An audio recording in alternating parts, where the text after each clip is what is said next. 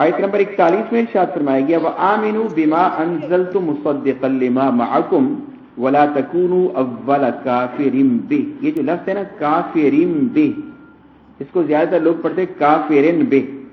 رے کے نیچے چھوٹی سی میم بنی ہوئی ہے، میم کی آواز آنی چاہیے، اور بہی کے بعد سواد بنا ہے. یہاں پر رکنا بہتر ہے، اگر کوئی رک جائے وقف کرنا چاہے تو کر سکتا ہے.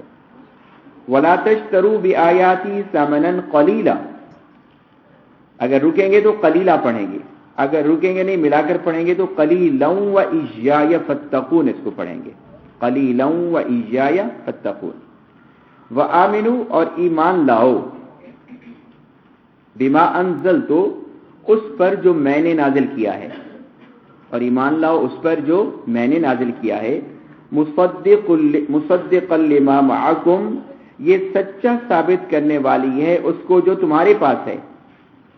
یہ سچا ثابت کرنے والی ہے، تصدیق کرنے والی ہے اس کی جو تمہارے پاس ہے، سچا ثابت کرنے والی ہے اس کو جو تمہارے پاس ہے. ولا تکونوا اور تم نہ بنو اول کافر بہ، سب سے پہلے اس کے ساتھ کفر کرنے والے یا سب سے پہلے اس کا انکار کرنے والے. تم سب سے پہلے وہ شخص نہ بنو جو اس کتاب کا انکار کر رہے ہیں، پہلے منکر تم نہ بنو.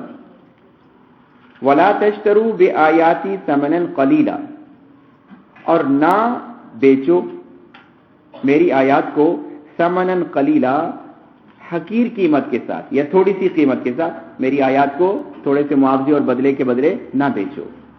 وإیایا فاتقون اور صرف مجھی سے ڈرو. اب اس میں بھی بہت ساری چیزیں آ گئی ہیں. سب سے پہلے تو فرمایا گیا وآمنوا بما انزلت، اس کتاب پر ایمان لاؤ جو ہم نے نازل کی ہے، جو میں نے نازل کی ہے. اور ظاہر ہے کہ اس کتاب سے مراد کیا ہے؟ قرآن مجید ہے، جو اللہ تعالیٰ نے آخری نبی حضرت محمد مصطفیٰ صلی اللہ علیہ وآلہ وسلم پر نازل فرمایا. اور ایمان لانے کے ساتھ ساتھ یہ بھی فرمایا گیا کہ دیکھو یہ کتاب وہ نہیں ہے کہ جس کے بارے میں تم نہیں جانتے، کہ جس کے بارے میں تمہیں معلوم نہیں ہے. یہ وہ کتاب ہے جو تمہاری کتابوں کی سچائی ثابت کرتی ہے. تورات کے اندر یہ لکھا تھا، لکھا ہے. انجیل کے اندر بھی یہ بات موجود تھی اور ہے. زبور کے اندر بھی یہ بات موجود تھی اور ہے کہ ایک آخری نبی آئے گا، اور اس کی علامات میں سے، اس کی نشانیوں میں سے یہ ہے کہ جناب اس پر آخری کتاب یعنی قرآن مجید نازل کیا جائے گا. تو جو کچھ تمہاری کتابوں میں تھا وہ تو سچ ثابت ہوا. تو اس حساب سے تو تمہیں اللہ کا اور قرآن پاک کی اس نعمت کا شکر ادا کرنا چاہیے کہ اس نے تمہاری بات کی تصدیق کر دی. جیسے آپ کسی کو کہیں نا بھائی کل یہ ہونے والا ہے، اور دوسرا آدمی بھی کہے ہاں بھائی بالکل ہونے والا ہے، میں نے بھی یہ بات سنی ہے. آپ کہتے ہیں دیکھو میری بات کی تصدیق ہو گئی نا. تو پہلی کتابوں میں جو کچھ تھا اس کی تصدیق قرآن پاک نے کر دی ہے. تو فرمایا اس کتاب پر ایمان لاؤ جو تمہاری کتابوں کی تصدیق کرنے والی ہے، تمہارے پیغمبروں کی تصدیق کرنے والی ہے. ولا تکونوا اول کافر بہ، اور سب سے پہلے کفر کرنے والے نہ بنو، یعنی اس کا انکار کرنے والے نہ بنو سب سے پہلے. اس کا مطلب کیا ہے کہ سب سے پہلے اس کا انکار کرنے والے نہ بنو؟ اس کا مطلب یہ ہے کہ دیکھیں اس میں ایک اصول آپ سمجھ لیجیے. اصول یہ ہے کہ اگر کوئی شخص کوئی اچھا کام کرے، اچھے کام کی بنیاد رکھے، جو لوگ بھی اس کے بعد اس اچھائی کے کام کو کرتے رہیں گے اس کو بھی ثواب ملتا رہے گا. اور اگر کسی برے کام کی بنیاد رکھی اور بعد میں آنے والے لوگ برائی میں مبتلا ہوں گے تو اس کا گناہ آپ کو بھی ہوگا. تو فرمایا تم پڑھے لکھے ہو، لوگ تمہیں دیکھ رہے ہیں، کیونکہ تمہارا جو کردار ہے، جو تمہاری جو زندگی ہے، اس سے یہ لوگ مرعوب ہیں، متاثر ہیں یہ لوگ، مدینے کے لوگ. چونکہ تم کتابوں کے ماننے والے ہو، تم علم رکھنے والے ہو، تم دنیا دیکھ چکے ہو، یہ تمہیں دیکھ رہے ہیں. اگر تم ایمان لاؤ گے تو یہ لوگ کہیں گے بھائی جب یہ پڑھے لکھے لوگ ایمان لائے ہیں تو ہمیں بھی ایمان لانا چاہیے. اور اگر تم انکار کرو گے تو تمہیں دیکھ کر جو دوسرے لوگ انکار کریں گے، لہذا ان کے انکار کا وبال اور گناہ بھی تم پر آئے گا. تو اس لیے تم پہلے انکار کرنے والے، پہلے کفر کرنے والے نہ بنو. اب اس سے ایک چھوٹی سی یہ چیز بھی سمجھ لیجیے کہ ہمارے معاشرے میں بہت سارے لوگ ایسے ہیں کہ جو اچھائی کے کاموں کو دوسروں تک پہنچانے میں کوشش کرتے ہیں. اور ہمارا کام کیا ہے؟ ہم لوگوں کی نیتوں پر شک کرتے ہیں. یہ کہنے کی بجائے کہ جناب بہت اچھا کام ہو رہا ہے، ہم اس کا ساتھ دیں، اس کے ساتھ تعاون کریں، اس کے مددگار بن جائیں. ہم اس کی خامیاں تلاش کریں گے، ہم اس کے عیوب ڈھونڈیں گے, ہم ان کے نقائص ڈھونڈیں گے کہ جناب دیکھو یہ نہیں کر رہے اور بڑے ہیں یہ کرنے والے, خود ایسے ہیں اور یہ ہیں کرنے والے. تو ایماندار کی جو پہچان ہے وہ کیا ہے؟ وہ یہ ہے کہ جب وہ دیکھتا ہے کہ ایک آدمی اچھائی کا کام کر رہا ہے تو وہ اس کا مددگار بن جاتا ہے, وہ اس کا بازو بن جاتا ہے, وہ بھی اس کے کام میں شامل ہو کر اس کو اس اچھائی کے پھیلانے میں وہ بھی مصروف ہو جاتا ہے. یہ نہیں ہے کہ اس کی خامیاں تلاش کرو اور وہ جو کام کر رہا ہے اس کے کام میں روڑے اٹکاؤ, اس کے کام میں رکاوٹیں پیدا کرو. کیوں؟ ہم یہ چاہتے ہیں یہ سارا کریڈٹ ہمیں ملنا چاہیے, یہ ساری شاباش ہمیں ملنی چاہیے. بات یہ نہیں ہے, جو بھی اچھا کام کر رہا ہے آپ اس کے ساتھ تعاون کیجیے. وَتَعَاوَنُوا عَلَى الْبِرِّ وَالتَّقْوَى وَلَا تَعَاوَنُوا عَلَى الْإِثْمِ وَالْعُدْوَانِ. اے ایمان والو, نیکی اور اچھائی کے کاموں میں ایک دوسرے سے تعاون کرو, ایک دوسرے کے معاون بن جاؤ, ایک دوسرے کے مددگار بن جاؤ. برائی کے کاموں میں ایک دوسرے کے مددگار نہ بنو, بلکہ برائی میں مددگار اس طرح بن سکتے ہو کہ برے شخص کو برائی سے روکو, یہ تعاون ہوگا, یہ اس کی مدد ہوگی. تو لہذا اس پہلو کو اپنے دل سے, ذہن سے نکالنا پڑے گا.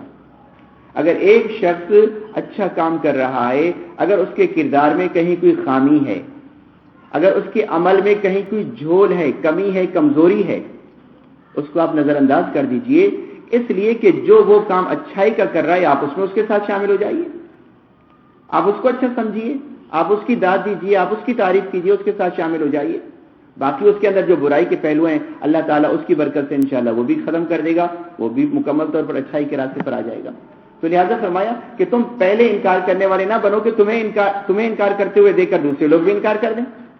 تم ایمان نہیں لاؤ گے تو دوسرے لوگ بھی ایمان نہیں لائیں گے. اور ایک روایت کے اندر یہ بھی آتا ہے کہ مدینے کے جو ان پڑھ لوگ تھے باقاعدہ اپنے علماء کے پاس جاتے تھے, پڑھے لکھے لوگوں کے پاس جاتے تھے اور ان سے پوچھتے تھے بھائی اس پیغمبر کے بارے میں تمہارا کیا خیال ہے, یہ سچا ہے, اس پر ایمان لانا چاہیے؟ تو وہ گول مول جواب دیتے, گڑبڑ کر دیتے, حق اور باطل کو ملا دیتے. اگلی آیت کے اندر انشاءاللہ یہ بات بھی آئے گی. تو وہ ان کے ایمان نہ لانے کا سبب بن جاتے. اللہ پاک نے فرمایا وَلَا تَكُونُوا أَوَّلَ كَافِرٍ بِهِ, تم سب سے پہلے انکار کرنے والے لوگوں میں شامل نہ ہو اور انکار کرنے والے نہ بنو.